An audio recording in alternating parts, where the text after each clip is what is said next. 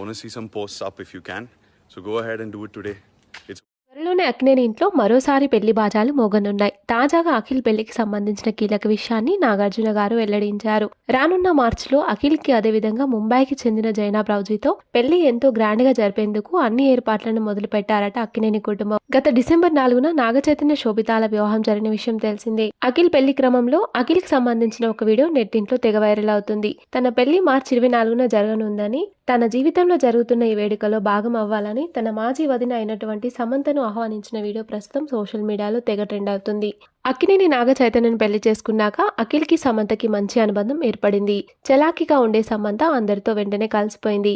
ఇప్పుడు కూడా ఒక నాగ చైతన్యం తప్పితే మిగతా అక్కినేని కుటుంబ సభ్యులందరినీ ఫాలో అవుతుంది. ఇక ఈ వార్త ప్రకారం అఖిల్ పెళ్లికి సమంత వస్తుందా లేదా అంటూ కామెంట్స్ పెడుతున్నారు. అయితే ఎక్కువ మంది అభిప్రాయం ప్రకారం అఖిల్ పెళ్లిలో నాగచైతన్య శోభిత ఉంటారు కాబట్టి రాదని అంటున్నారు నెటిజన్లు.